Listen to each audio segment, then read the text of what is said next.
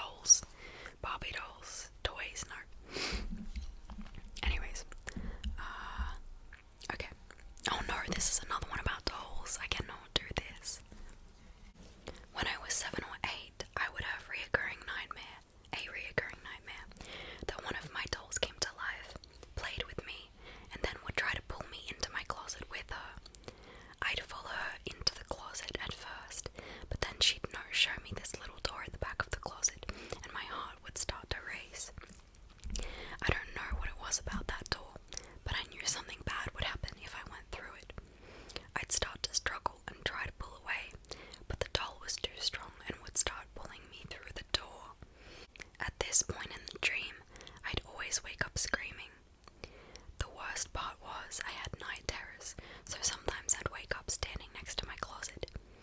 Every night before bed, I'd make my parents make sure that there wasn't a little door at the back of my closet. There never was. Anyway, I was talking to my mum the other day, and this dream came up. I'm laughing about it and how ridiculously paranoid I was about dolls and that closet, but my mum gets really quiet. She tells me the creepy part of that dream wasn't the doll, it was the fact that there used to be a little door at the back of the closet. But when I was 1 year old, they remodeled the house and put a wall where the door used to be. There's no way I could have remembered that door, but years later I kept dreaming about it. No. That wall needs to be locked down, that house needs to be burned, that doll needs to be found. That's all I have to say. My eyes keep watering. I don't know why. Also, my butt kind of hurts. I kind of want to shift the other way. Okay. Oh no. I grew up on a 2-acre home with plenty of trees and room for an 8-year-old to run around. Our house was also heated in winter by a wood fireplace, so we would periodically cut down one of our own trees to save money. Well, for about 2 years, there was a stump less than a foot tall near the house, and at least once a day, without fail, I would see someone standing on the stump. Usually it was out of the corner of my eye, but once or twice I looked directly at him. I always looked away quickly, because it startled me, and he was gone, but my sister says she experienced the same thing. Nothing ever came of it though. What do you mean nothing ever came of it? What the hell? That is not normal. Girl, nah, move out. I love that my solution to all of these is just like, run away. But is that not valid though? Is that not valid? Okay. This happened to me last year, and I fully understand why no one believed me, because it sounds ridiculous. Every morning, I need to wake up at 5 a.m. to get the 5:30 bus to the train station to go to university. I had to be there by 8 a.m., but I like to get there half an hour early. To get to the bus stop, I have to walk down this bike path and under this bridge to get to this quiet back street road. There is bleep all light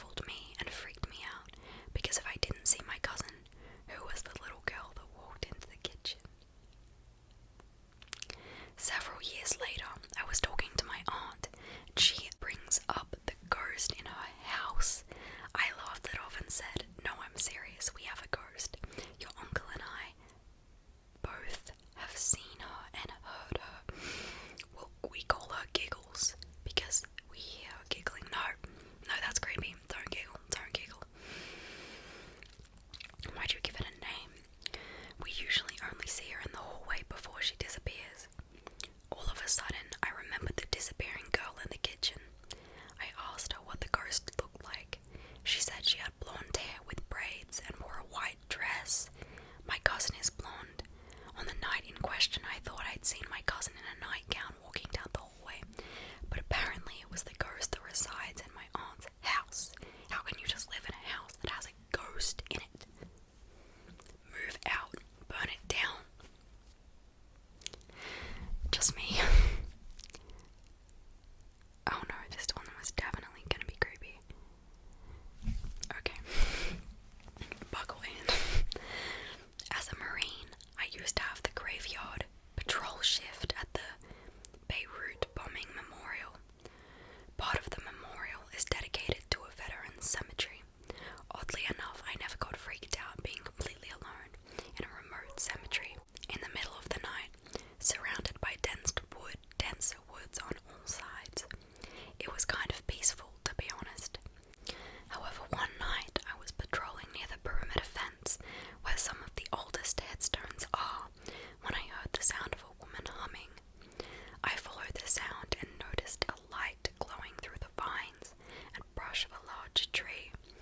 As I approached, I could literally feel my hair beginning to lift as if there was an electric current in the air. I'm gonna say no to that. Humming, singing. I don't like any of that. I pushed aside the brush, and what I saw nearly took my breath away. It was an old, weathered headstone with a large cross etched into the marble. Only the cross was glowing a bright, vivid blue like a neon bulb.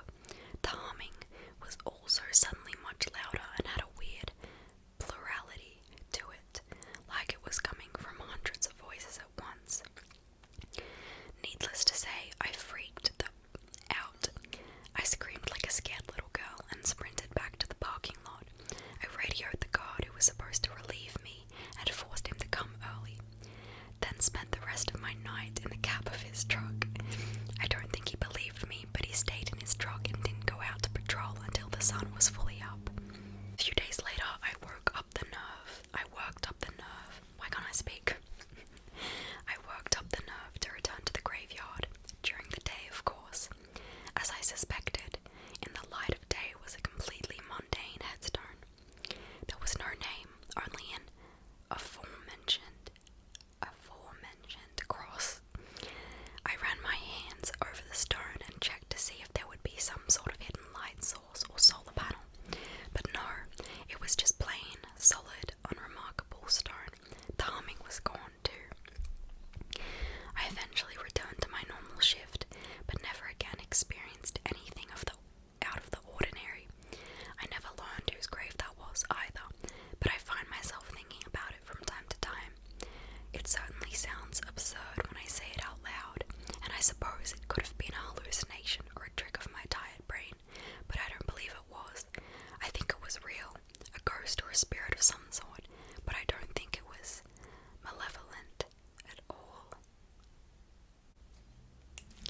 Wow. So glad I don't have to do night patrol at the cemetery. Next one. I woke up to something. It sounded like a door shutting. At first I thought it was a dream because I could hear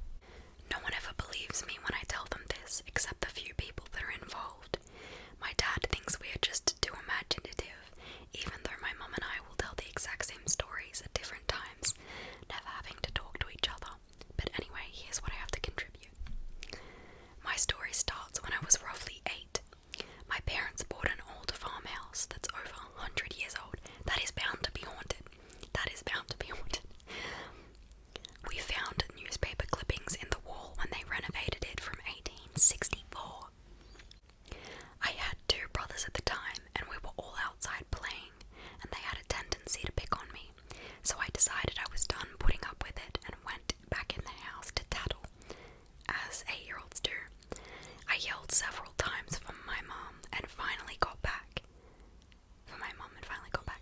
What is it, dear? Not seeing her, I yell. Where are you? Again I hear a voice. I'm over here, dear. I don't see her and call out again.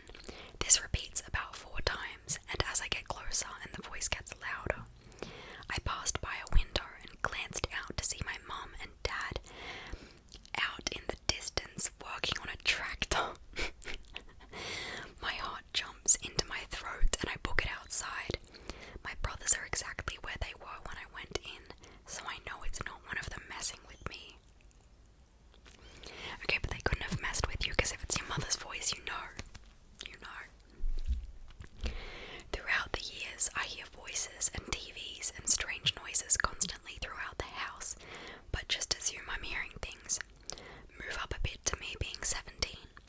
Parents left town for a few days, and I had some friends come over. Night starts off normal, we play some video games, and all is well. 2 of my friends need to use the bathroom, so one goes down the stairs and one stays upstairs since there's 2 bathrooms in my house.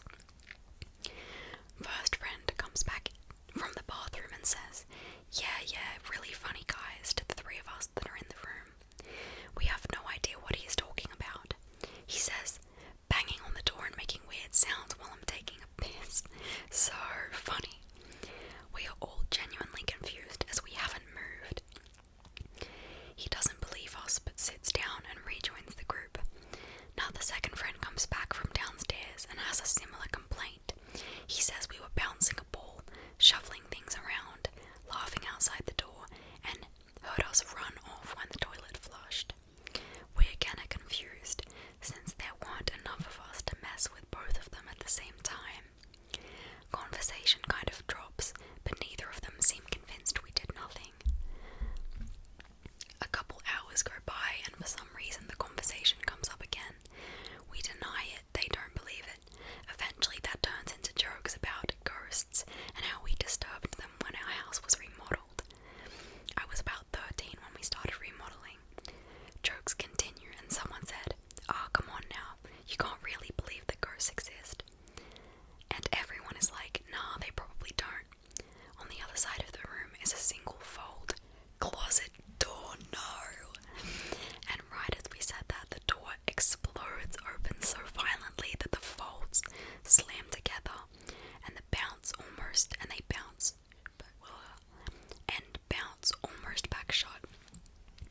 We immediately end that conversation, flip every light in the house on, and no one dared to touch that door.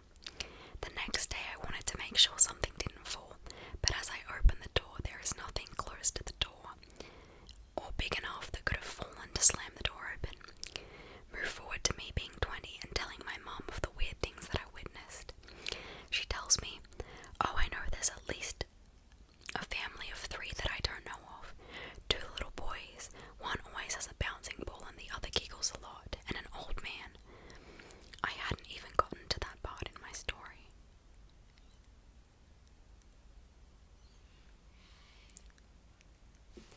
Wait, are they the people that used to live there? I'm confused. Does she mean like in the neighborhood, or like that's who used to live in the house? Because that's creepy. Okay. This may be long, and it isn't a no one believes me/us scenario due to the amount of us involved. More like a lot of skepticism thing. Backstory, you'll need it. I grew up in a small California desert tourist town called Joshua Tree, home of the Joshua Tree National Park. Those of us that are older call it the Monument, as it was that before the national park. I was in my early 20s at the time, which was approximately 14 years ago, and was the only one with a car and a license. Growing up in a small desert town leaves you with limited options for fun, and we would make use of the park. Occasionally, maybe once a week or so, a group of us would pile into the station wagon with beer, smokes, and a mixtape and drive through the park late at night. An empty road, so dark and quiet, other than the loud group of boys in a red Mercury driving fast from one entrance to another.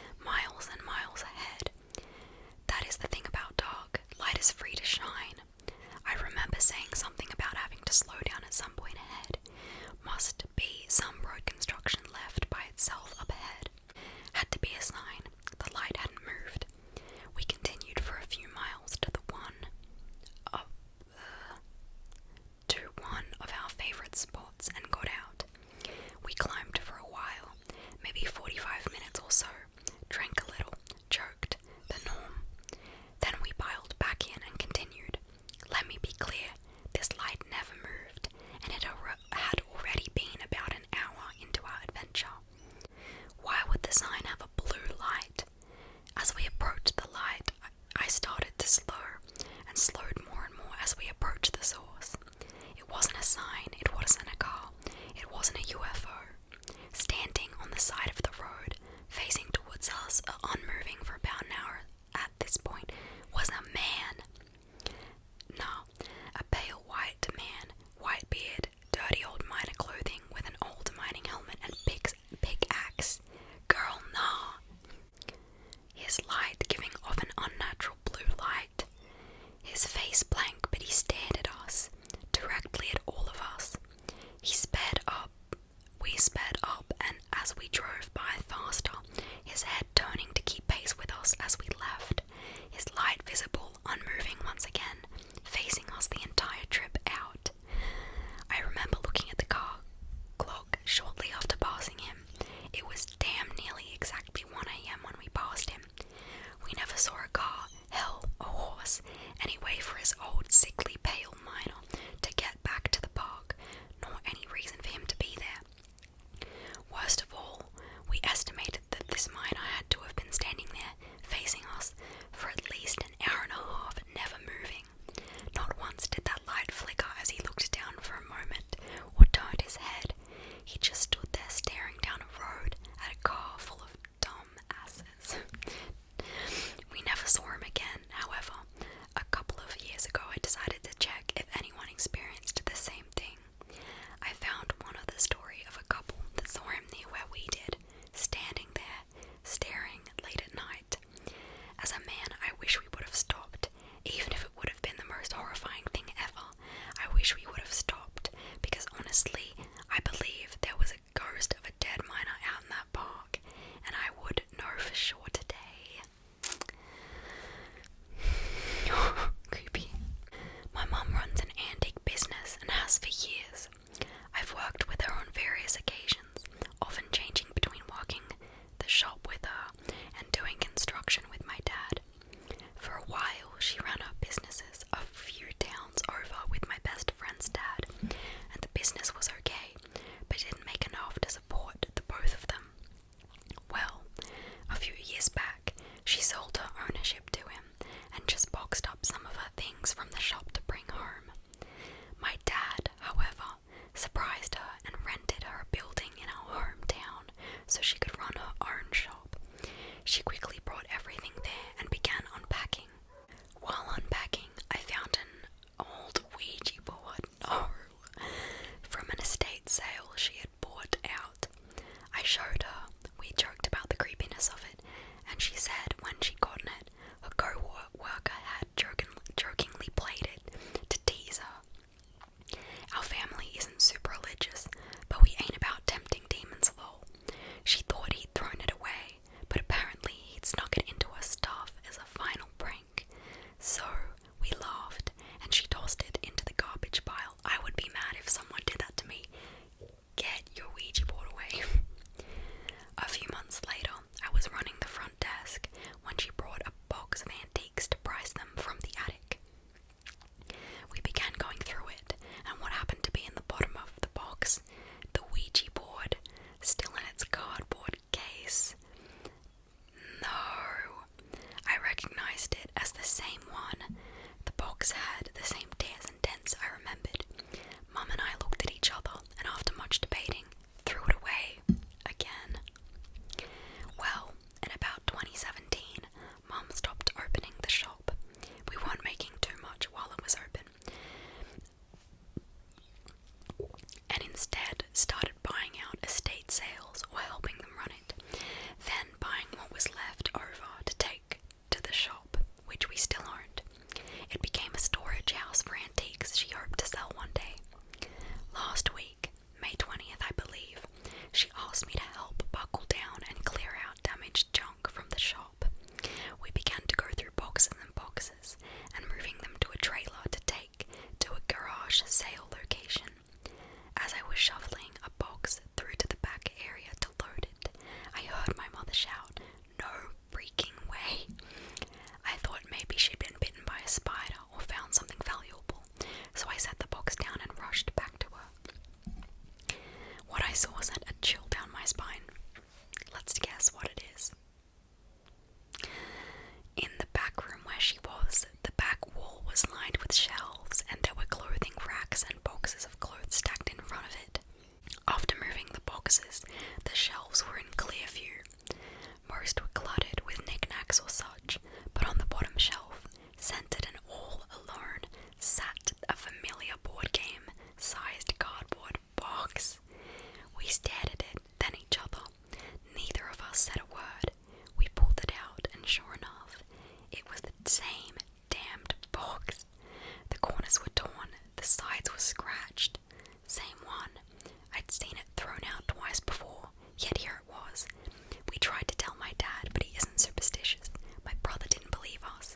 They assume it's a separate game, and part of me wants to think so too. But I've seen that box too closely too many times. I know it's the same one.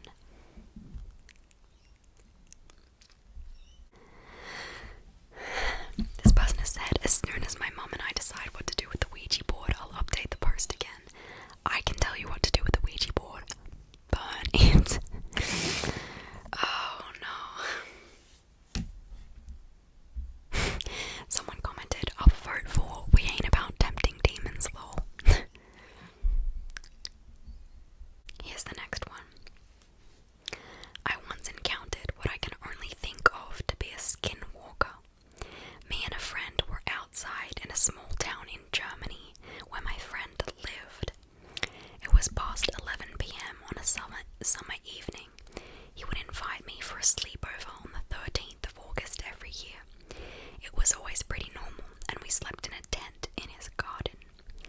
This evening we decided to head to the town's playground to play about stuff and to do some stupid, like doorbell ditching. Right behind the playground, there was a small forest in front of a big cornfield. Why is it always the cornfield? No, not the cornfield. So after 20 minutes at the playground, we hear a really loud scream. Not anything human or anything that sounds like an animal. It came from the woods. We turned and saw something glowing brightly on the ground, but it was a sphere and seemed almost liquid. Why is something always glowing or lighting up? We heard something running into the cornfield with fast, big and light steps, but suddenly the steps changed to a heavy, slow trampling, and something growled deeply, "Hell no." We ran off as fast as we could. I was paranoid the whole way back to his house and felt like someone was watching us.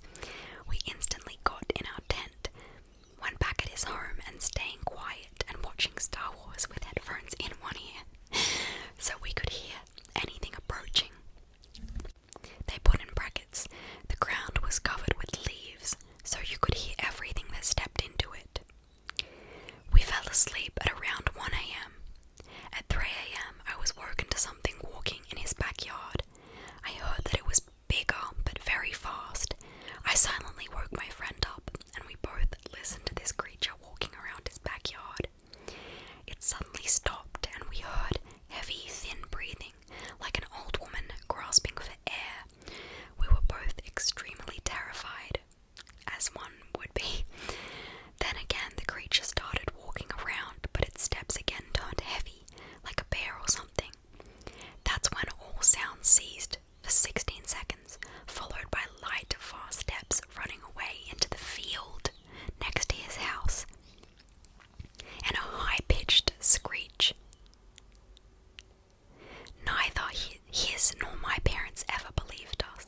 We visited the playground the next day to discover a few dead birds and a piece of wood still glimmering like a campfire that was left behind overnight at the exact spot where the sphere was. Move houses. Something weird going on in your backyard/wood area.